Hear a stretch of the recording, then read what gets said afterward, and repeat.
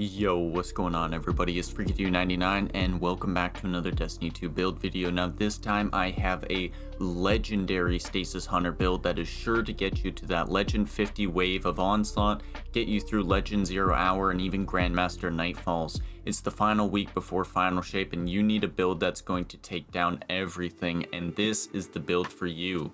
Now of course with all my builds there's going to be a picture at the end of the video along with a dim link in the description for easy copying. Without further ado, let's jump into the build. Now starting off with the subclass, we have our super Silence and Squall. It is a fantastic super that you can just lay into any wave of enemies and absolutely lock down the field without having to worry too much. When you're in Legend Onslaught and there's Demolitionists that spawn or a Tormentor, you can be sure to throw the super out into a wave of enemies that are approaching to take care of them, so you don't have to worry about dealing with the Tormentor and the enemies at the same time. Moving forward, we're also taking Gambler's Dodge because when we dodge near enemies, we're going to be getting our melee ability back. This fuels into our ability loop cycle, so we want to make sure we're taking this even though it is on a bit of a higher cooldown than Marksman's Dodge. Of course, our melee ability that we have is Withering Blades. We have 2 charges of it, and when we throw it out, it deals damage and slows enemies, which can be good for stunning overload champions when you need to, as well as shattering enemies when they are frozen. A good thing is when using your abilities, you can freeze enemies, throw Withering Blade out to apply instant shatter and get a quick damage off. Moving forward, we're also taking Duskfield Grenade. This is because it creates a bubble of slow and freezes enemies inside, and while this on its own is really good for locking down enemies that are coming through those tight choke points on Midtown and Vostok, we also have an upgraded Duskfield Grenade because we are rocking Touch of Winter, which upgrades our grenade's functionability. While we have Duskfield, it increases the size of the slowing field while also making a small stasis crystal on the center where our grenade impacts. This causes us to actually freeze enemies directly when we throw this grenade, so if there's an unstoppable champion or something, you can throw this grenade at its feet to an instant freeze and shatter for a stun. While that is super fantastic, we also have our second aspect, which is Grim Harvest, which defeating slowed and frozen combatants creates stasis shards, and of course picking up these shards grants us melee energy. We need melee energy because it's fueling into generating our Duskfield Grenade, which is what this build is centered around. Now moving down to our fragments, we're grabbing Whisper of Shards, which shattering a stasis crystal temporarily boosts our grenade recharge rate, as well as shattering additional stasis crystals increases the duration of this benefit. Now this is really good because Duskfield doesn't normally create that crystal, but now that it does, we want to instantly shoot it sometimes just to get that increased grenade regen. It's really important that whenever you're seeing stasis crystals, you're taking them out with your weapon because you want that increased grenade regen because it allows you to pretty much have permanent uptime on your Duskfield. Now moving forward, to make it easier to shatter those shards, we're rocking Whisper of Rending. Primary ammo weapons do increase damage to stasis crystals or frozen targets. This means that our weapons that we're using just have a much easier time at clearing the battlefield than they normally would. And then of course we're also using Whisper of Durance. Slows that you apply to the targets last longer, and then as well as that means our Duskfield Grenade and our Silence and Squall have increased durations. It's just a no-brainer to have on Stasis Hunter. As well as we're using Whisper of Chains. While we're near frozen targets or friendly stasis crystals, we just take reduced damage from them. It's an amazing damage resist fragment, as well as because we're slowing so many enemies around and freezing them that pretty much we always have resist going. And then finally we have Whisper of Conduction. Nearby stasis shards track to our position. Having to go out and collect all of the stasis shards that are spawning in the middle of battle is just a huge waste of time when you could be dealing damage. So having this is super important for making sure you're staying in the battle and not running around trying to collect stuff. Now, that is going to do it for the subclass. Let's move on to the weapons. Moving on to the weapons, our main exotic of choice is going to be Cryostasia 77K. It's a fantastic stasis sidearm that absolutely gets boosted by everything we're rocking in our fragments. We have increased damage to stasis crystals, we freeze enemies for increased damage resist, and add to that if you have Catalyst, you never have to reload this thing. You take this thing into Legend Onslaught and you can absolutely lock down waves of approaching adds, create those stasis shards and then just get huge melee energy whenever you need to. It's a beautiful thing that I think you really need to try. If you're moving into something like Grandmaster Nightfalls or something, you also have Wicked Implement, which is just a beautiful stasis scout rifle. It has headstone, it also has intrinsic slowing and freezing, which means it absolutely rocks both overloads and unstoppables just on its own. And then of course you have things like Acre Scepter, which is just fun for all things. Moving forward to our special weapon in our energy slot, personally I've been using a lot of solar energy weapons and specifically solar special weapons. Things like Royal Executioner are just absolutely fantastic at taking down yellow bars whenever you need to, as well as things like the Eremite if you're looking for something like that. There's also Explosive Personality, which is a beautiful solar wave frame that you can take into any piece of content, especially Legend Onslaught, and just create waves of solar energy that just destroy enemies. And then for your heavy weapon, I highly recommend you rock Dimensional Hypatrochoid. You can rock it with Envious Assassin and Chain Reaction, and it is a heavy wave frame stasis launcher, so when you just fire a couple of shots of this out into a Legend Onslaught wave that's spawning, just constant stasis explosions are happening on screen. You're throwing slowing, you're applying freezing, and this thing just fits into everything beautifully. I tell you, you need to get this crafted, have it with chain reaction, and watch the sparks fly. Now, that's going to do it for the weapons. Moving on to the artifact mods. Now on to the artifact mod. In the first column we grab 3 anti-champion perks. Specifically, you want to make sure you have piercing sidearm, as our Kraus Desia gets anti-barrier rounds, as well as it gets the overcharge modifier, which is a 25% damage boost whenever we're in legend or higher content. To second column, we're taking Kindling Trigger, so while Radiant, our solar weapons apply Scorch, specifically our energy weapon, whichever we're using, and then From Whence You Came, which applies increased ability damage to taken and scorned combatants. It's just a nice little cherry bonus. To third column, we're using Flint Striker, so Rapid Solar Weapon Precision Hits or Rapid Solar Weapon Final Blows grant Radiant. So whenever we're going into group of adds, we can pull out our solar energy weapon, take out a couple adds, get Radiant, and then go back to using our other weapons so we have that increased damage bonus.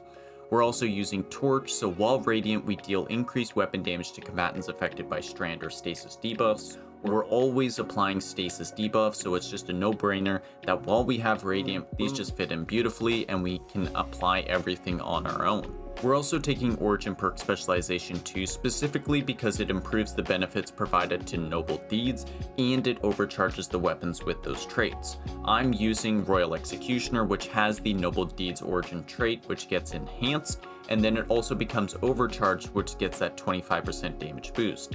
Just check the weapons and their origin traits and either have Origin Perk Specialization 2 on or Origin Perk Specialization 1 on, depending on what you're using.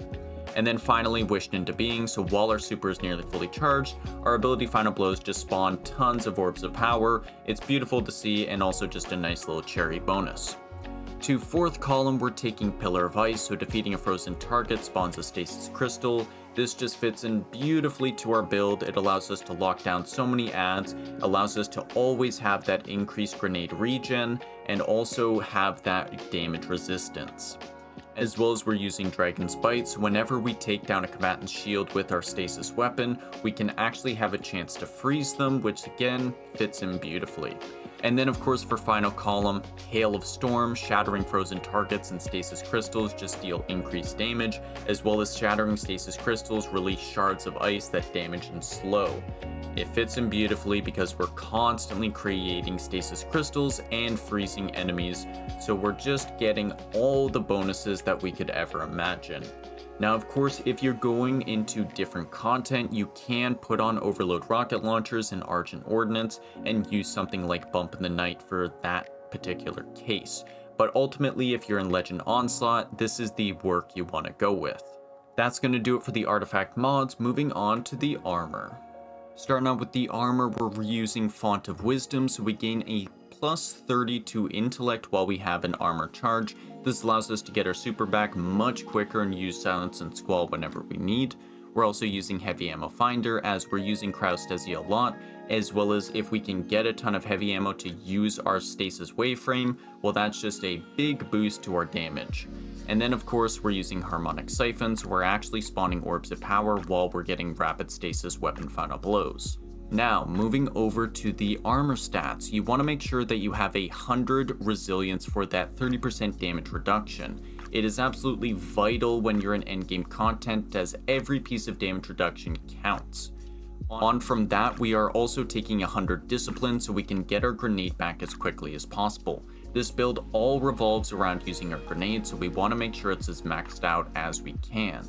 And then on from there, you just want to have a pretty good balance between mobility and strength. Strength is very good as it allows us to get our grenade back, but so does mobility, and mobility feeds into getting our melee, which allows us to get our grenade back as well.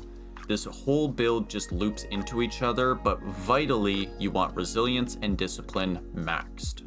Down to the gauntlets, we have our exotic of choice, Renewal Grasp, which comes with the intrinsic trait Depths of Duskfield.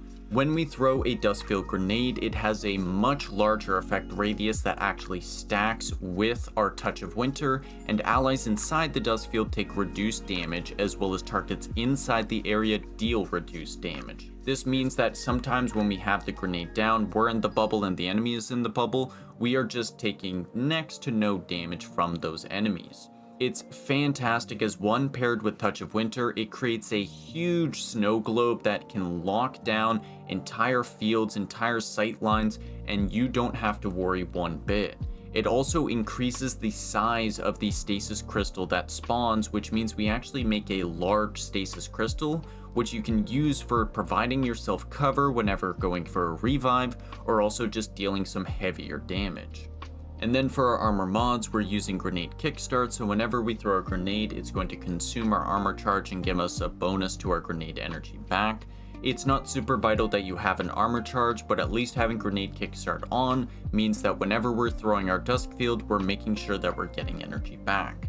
Add to that, we're also using impact induction, so all our withering blades that we're throwing out are also granting Duskfield energy back as well. A big thing is this has a cooldown on it, so make sure you're not spamming your withering blades all the time. Make sure you're staggering your throws so you actually get the benefit from both withering blade procs and actually both impact induction procs. And then we're also using bolstering detonation, so whenever we deal damage with our grenade, we're getting class ability energy back, which is just a very nice boon as having our dodge up means it fuels into certain things like getting our melee back. Down to the chest piece, we're using double elemental resist to match whatever the threat modifier is. So if it is a solar threat for the content you are going into, you want to have a double solar resistance and then a third elemental resistance that you find you have trouble with the damage of. Down to the legs, we're using double stasis weapon surge, so while we have an armor charge, we are getting a 17% bonus to our stasis weapon damage, a big bonus to our cryostasia and our dimensional hypotrochoid, and then we're always using a recuperation. I personally love recuperation as whenever you pick up an orb of power, you get a burst of health. This burst of health can come in clutch in tons of cases, and a lot of the times I find it's better than better already because better already can be interrupted immediately, while recuperation gives you a flat burst that can save you. And then for the class item, we're using bomber, so whenever we do our dodge, we're getting some grenade energy back. We're using powerful attraction, so while we're doing all those dodges, we're actually picking up nearby orbs of power. Again, you can do this dodge to pick up an orb of power and get recuperation, so if you're ever in a tight spot, don't be afraid to throw out a dodge and see if you get that heal, as well as Font of Restoration, so while we have an armor charge, we have a plus 30 to our recovery. It just helps out a lot in endgame content when you don't have to wait as long to get back into the fight. And that is going to do it for the build. Now, this is something that I've been having so much fun with. Being able to just go in with cryostasia and lock down waves of enemies with the freezing is just beautiful. You throw a grenade, you throw a withering blade, do a dodge, wait a bit, throw another withering blade, and before you know it, your Duskfield grenade is back for more damage resistance. It comes in super clutch, especially when you're in those higher waves and the onslaught of enemies is just pouring in. You have a Tormentor, you have Curse Thrall, you have Knights just everywhere laying into you, and that damage resistance is pulling you through. Then you're freezing enemies, those shatterings are also creating more stasis crystals, so you're just fueling a huge ability cycle that can carry through teams with no issue.